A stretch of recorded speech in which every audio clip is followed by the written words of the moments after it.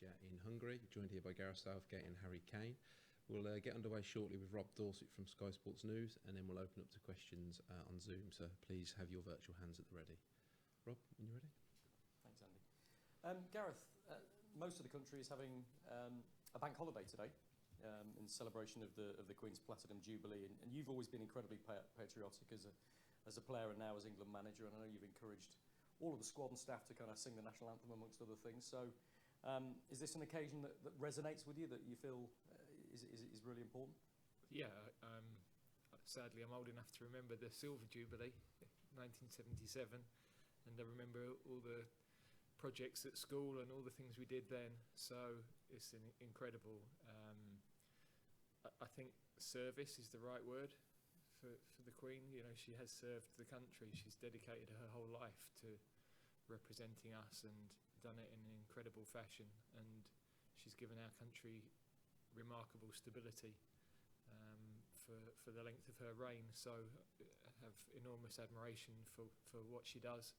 Must be very, very difficult at times, but she's I think the response of everybody and the way the country feel about her is clear from everything that's happening over these next few days. Let me ask you about matters back here at St George's Park and one or two fitness issues in the squad. Can you update us on where we're at, please? Yeah, so Fikayo and Mark Gurhey both arrived with injuries, but they're progressing well. I don't think, well, they won't be involved in tomorrow's game.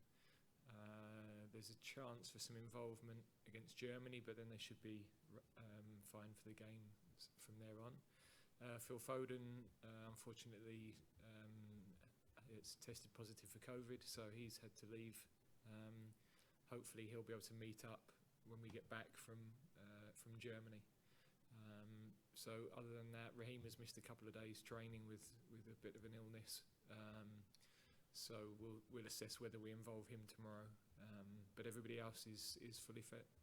So important. That's the first we've heard of Phil Foden with the COVID diagnosis. So the timings work for him to be potentially back for the two home games at Wolverhampton? Yes, I mean, that very much depends on symptoms and how his breathing is when he's back into training. Of course, it affects everybody differently. So I think every team in the world are getting used to dealing with this sort of situation, really. Listen, I need to ask you about the fact that you're going to play in the Puskás Arena again. You're going back to Budapest, where back in September there was some pretty horrific racist abuse directed towards your players. And this game is supposed to be behind closed doors, but we know there's going to be 36,000 people inside the stadium tomorrow night. The vast majority of those children, in fairness, which is within UEFA's rules. But what do you make of that situation, and do you have concerns that there could be more racism directed your way? Well, I would imagine Hungary will feel the same way that we do about having restrictions on the home game, that they won't want it to happen again. And I think everybody learns from every experience they've been through. So I know our players at the end of that just wanted to focus on the football. They played incredibly well that night, and we want to go there and do that again.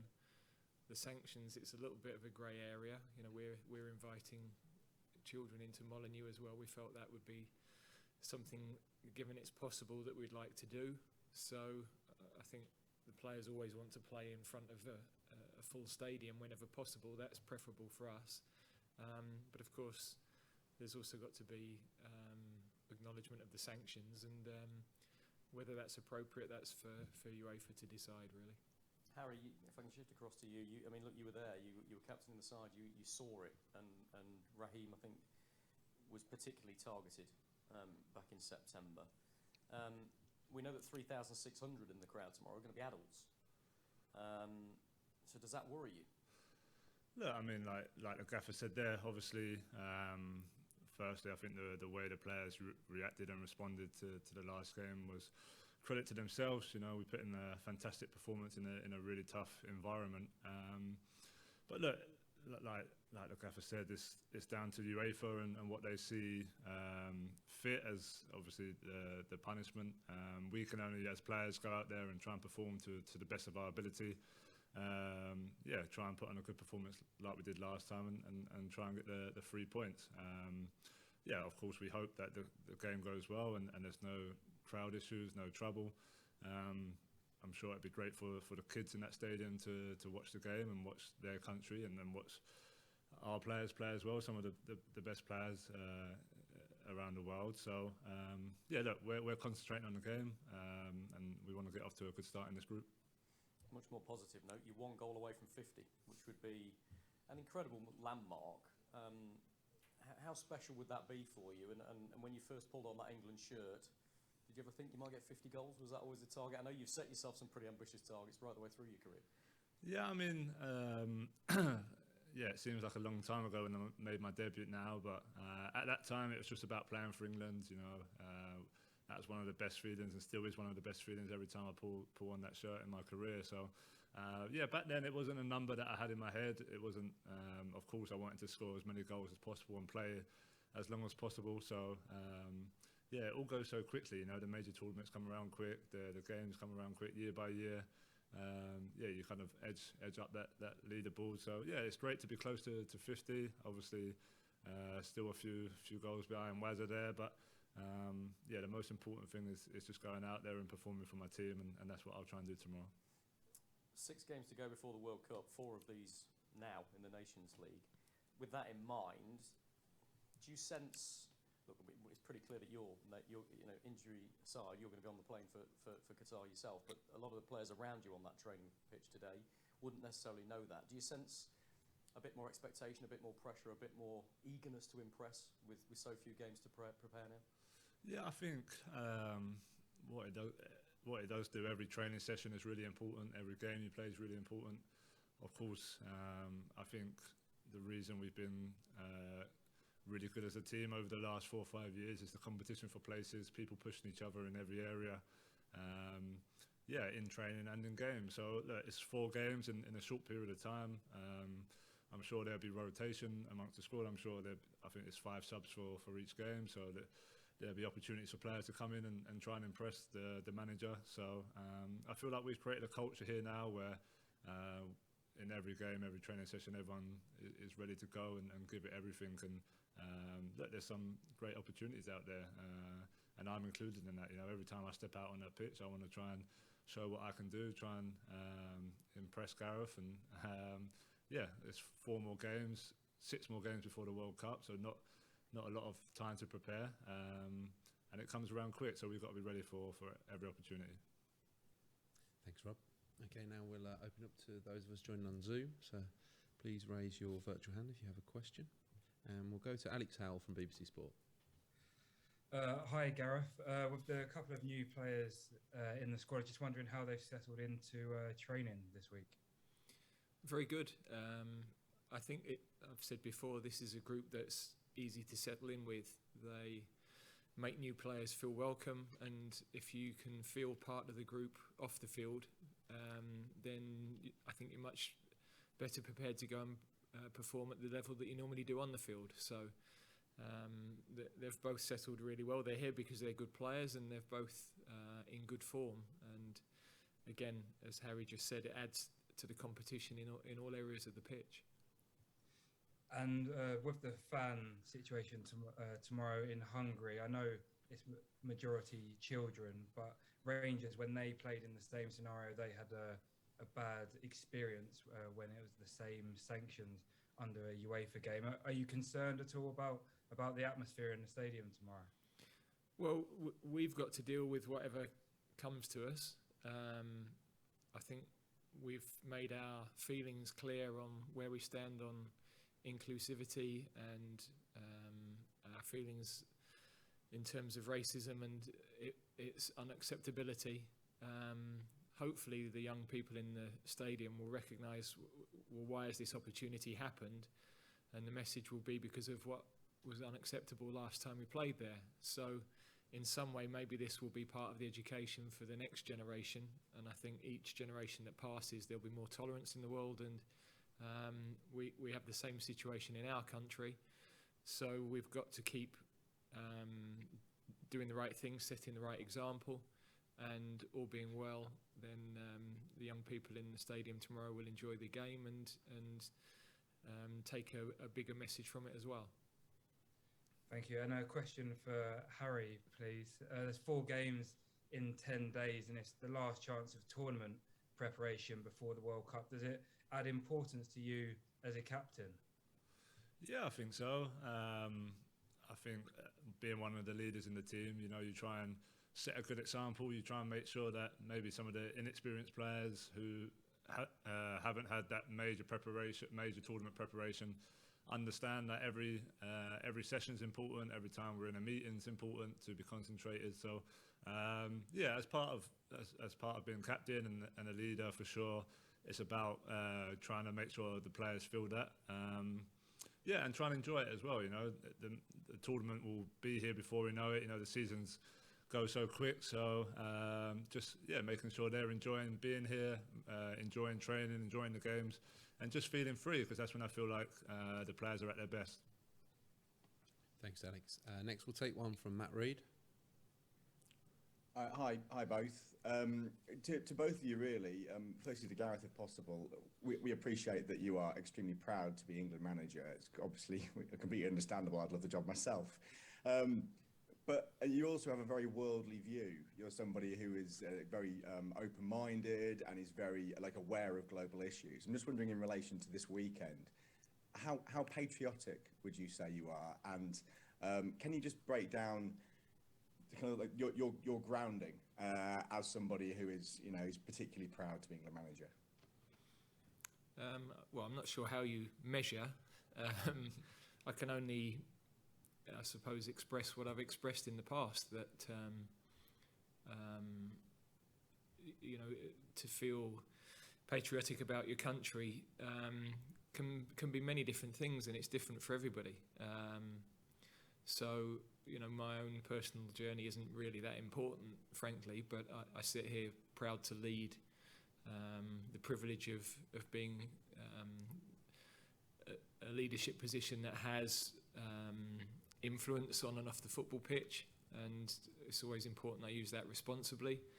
But my primary job is to create a team that wins football matches, and of course, if we can bring happiness and enjoyment to millions and millions of people, then that's a huge part of what our role entails. We're less important than a lot of other people that do very important jobs in our country. But I think everybody has that pride, whatever their heritage, whatever their background, in being English. And this weekend will show that across the world in its best possible light, because we do pageantry and ceremony better than anybody else I know. And for you, Harry? Yeah, no, I agree. You know, just from my own experience of growing up, you know, I've always someone who's loved my country. I've loved watching my country play football, and all sports really. You know, I'm sitting there watching the cricket yesterday, and happy at one stage, sad at another stage. So no, of course, I'm extremely. I've said it before. I'm extremely patriotic of my country. You know, this weekend will be an amazing occasion for our country, and a great celebration of an incredible Queen that we've had. So yeah, like I say, like the manager said, I think each circumstance is different, but what this weekend will show is that you know, the country will come together like it does in major tournaments as well. With football, we feel like we've done that over the last couple of tournaments, which has been great. So whenever there's a celebration where everyone can be together and enjoy each other's company, then that's a real positive thing for not just us, but the world as well. Thanks, Matt. Thank you. Okay, now we'll jump to take a couple of questions from our host tomorrow, starting with Peter Farkas from Open Air Radio. Hi, thank you for the opportunity. I would like to ask Harry, as a player, will it be an extra motivation to play here again, where there was a conflict with the fans last time? I think personally, and I know as a team, we was really pleased with how we performed last time, and we felt like we had a great victory away from home after that, was straight after a Euros as well. So a really good mindset that we showed. So I think from our point of view, it's about the football on the pitch. It's about playing a very good team. Obviously, they come to Wembley and picked up a good result against us when we weren't quite on our game. So we know it's going to be a tough game. So we're concentrated on that. You know, we've prepared for a game against a good team. But look, we feel like we can go out there and put in a good performance and get this tournament off to a good start, this group stage off to a good start. So that's our main focus, and once we get on that pitch tomorrow, that's all we'll be thinking about. Thank you. Okay, thank you, Peter. Next we go to Laszlo Borsos from Nemzeti Sport. Yeah, thank you, and for the well pronunciation as well. Yeah, I dedicate my question to Gareth, that I think in the past you led England against two different kind of Hungarian teams, one that played in Budapest in a more open way and one that played in the Wembley in a more disciplined and organized way. Which Hungarian team do you expect tomorrow? I think that the match in Budapest was very different to anything I've seen from Hungary for the last 2 or 3 years, really. So it was unusual performance. We know normally they're very difficult to score goals against. We played extremely well that night, and the game at Wembley was more the type of Hungarian side that I've watched a lot over the last 2 years, particularly against the bigger teams. They've been difficult to break down. So we know it's a difficult game. We have to be at our best, but we're looking forward to the match. Okay, thank you. I've got time for one more, which will come from James Ollie at ESPN. Hi to you both. Firstly, just one for Harry. There's always a lot of talk about the goal scoring record. Wayne Rooney was talking about it recently and said he thought it'd be better for you to break it if possible before the World Cup, so it doesn't become a distraction for you at the tournament. Is that how you see it? No, look, I'd like to break it as soon as possible. I'd love to score as many goals as I can in the next 4 games before the World Cup, and yeah, see where we go from there. But I'm someone who I feel like don't let that stuff affect me when I'm on the pitch. You know, I have a job to do. It's not about goal scoring records and thinking about that stuff when I'm on the pitch. It's about the team and getting 3 points and winning the game. So yeah, of course, would love to do it as soon as possible, but if it doesn't happen for some reason and it goes into the World Cup, then so be it. You know, the World Cup's probably the best competition in the world, so I'll have a lot of focus on trying to achieve that and trying to go on and win that. So yeah, we'll have to wait and see. Thank you. And just one for Gareth. Just on the fans, does the sheer size of the crowd, I know there are school children here, but just the sheer volume of the crowd in a behind closed doors game, does that not water down the anti-racism message at all? Well, I think we're all surprised, but we're inviting children into our stadium, so I wasn't really clear on the rules of any of it at the start of all of this. I don't know what the figure should be or shouldn't be, so other people have got to deal with that. We've got to make sure that we're consistent in our beliefs, the stand we take as a team, the fact that we're united on it being unacceptable, and you know, it's for other people to administer sanctions. Once we're administering sanctions, it's gone too far anyway. So the key is education, and the young people in the stadium hopefully pick that message up tomorrow. I mean, it's obviously down to UEFA and FIFA to organise those sanctions and implement them, but in your opinion, do you think they should be tighter? It's difficult to know what that line should be, because I know we could talk about fines, and what would seem a small fine in our country would be a huge punishment for others. We've got a game behind closed doors which costs us millions of pounds of revenue, which could go into grassroots football. So the reality is that with all these things, the people that are being punished are the players and the supporters that behave themselves, and not the people that cause the problem.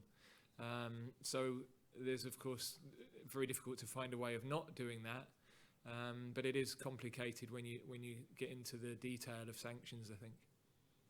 Okay, thanks, James, and thanks all. That concludes the main sectionist media conference. We'll now move on to a section exclusively for our radio host broadcasters. Harry, you can go with Greg.